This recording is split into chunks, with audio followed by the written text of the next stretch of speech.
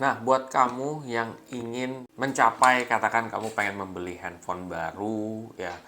Di sini gue akan coba membantu teman-teman semua bagaimana caranya kamu bisa mencapai itu ya untuk membeli handphone baru. Katakan kita ambil contoh di sini adalah Samsung Galaxy S22. Kira-kira bagaimana sih caranya kita bisa mencapai atau membeli HP tersebut tanpa kita tuh sebenarnya harus dapat duit kayak 11 juta dulu di dalam satu waktu. Nah, di video ini gue bakal ngajarin teman-teman semua untuk ya berinvestasi untuk mencapai tersebut. Buat teman-teman semua yang penasaran, simak video ini sampai habis.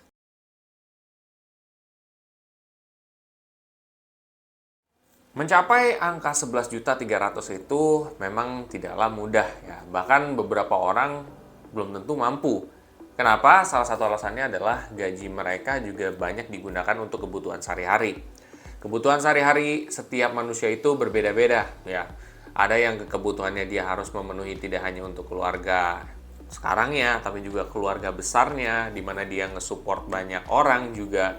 Tentu cost-nya akan jadi lebih besar. Oleh karena itu, butuh seorang financial planner atau seorang yang bisa merencanakan keuangan untuk mencapai itu semua dan membantu tujuan kamu semua. Dan di sini gue hadir untuk coba membantu teman-teman semua memberikan solusi juga ya. Kalau misalkan kamu punya tujuan serupa, ya mudah-mudahan ini akan menjawab semua. Oke, jadi strateginya gimana sih? Nah, yang pertama, ya kamu harus ketahui dulu nih. Ini Samsung ini Galaxy S22 ini harganya berapa? Ya, jadi ketika kamu punya intensi atau kamu punya niat untuk membeli sesuatu, cek dulu harganya berapa. Oke, kamu temukan harganya 11.299.000 ya, atau 11.300.000 lah. Oke, lo udah tahu nih harganya. Nah, sekarang gimana cara capai dana tersebut? Nah, kira-kira lo mau capai dana tersebut itu dalam jangka waktu berapa lama? Kalau lo berinvestasi, lo juga nggak bisa terlalu pendek juga ya jangka waktunya. Minimal setahun lah gitu ya. Minimal tuh setahun banget lah. Jangan lo kayak berapa bulan karena terlalu berat juga.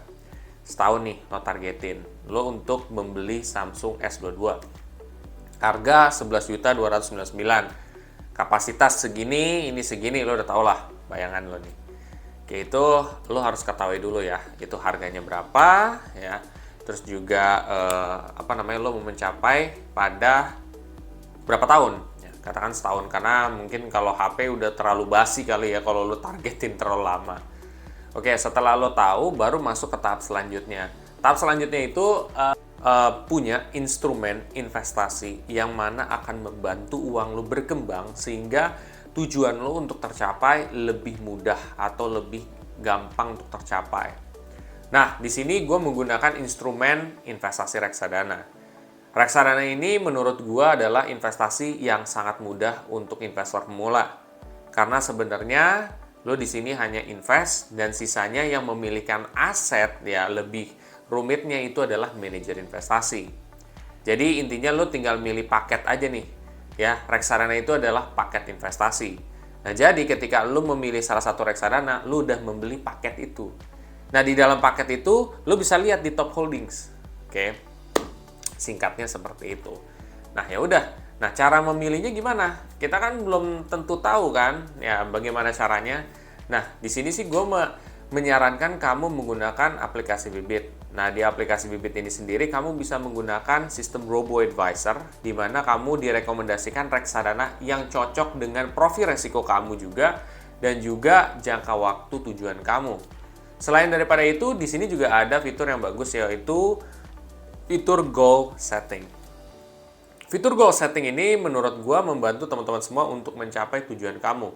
Katakan ini kamu mau beli gadget ya udah kamu klik gadget aja di goals kamu, goal setting kamu, terus habis itu udah kamu pilih gadget, terus masukin nominal investasinya ya yang kamu pengen capai berapa, 11.299.000, terus namanya apa, terus jangka waktunya mau berapa lama, katakan setahun.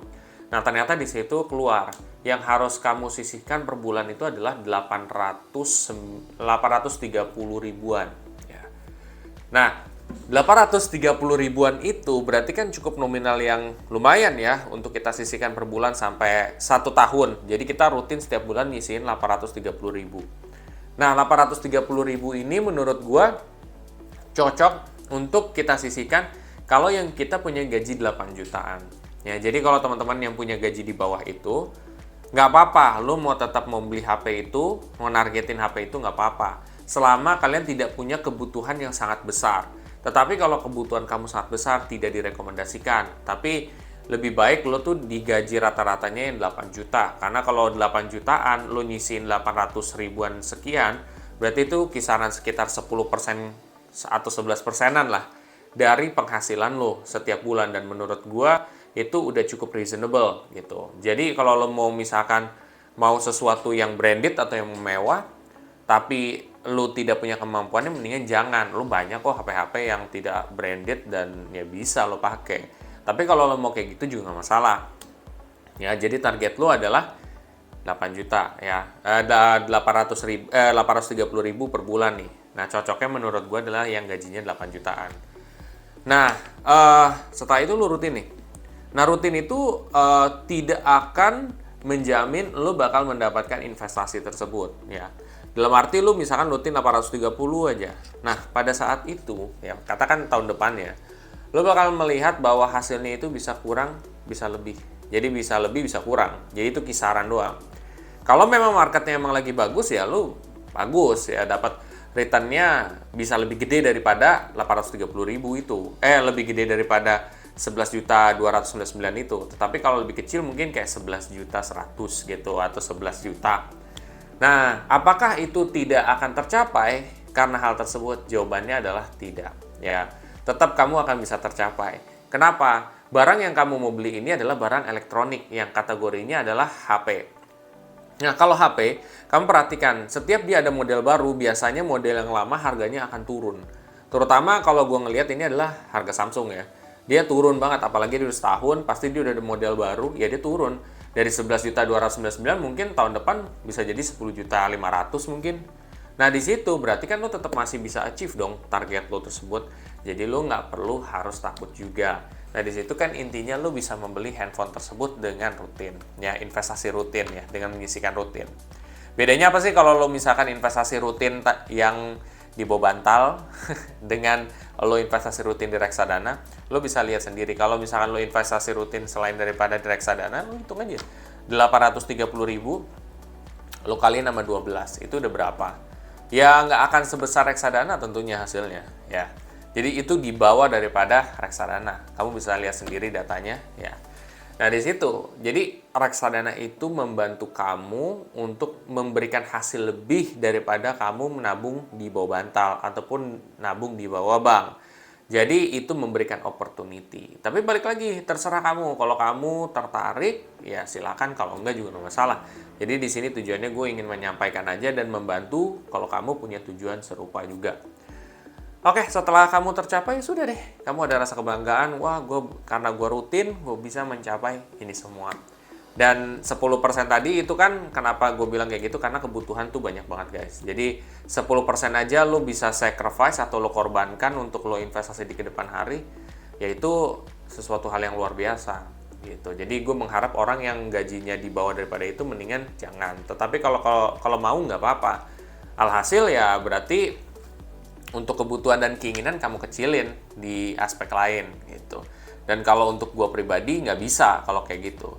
Jadi harus yang gajinya kayak 10 juta, 8 juta baru lu mau boleh keinginan HP mahal dan branded. Kalau enggak mah yang kecil-kecil aja juga nggak apa-apa. Oke, buat teman-teman semua yang merasa informasi ini sangat bagus dan cukup bagus untuk di-share, kamu coba share aja ke teman-teman kamu yang lain, ke saudara kamu yang lain di sosial media mereka, di Instagram, Facebook, ya mungkin TikTok atau dimanapun kamu coba share aja.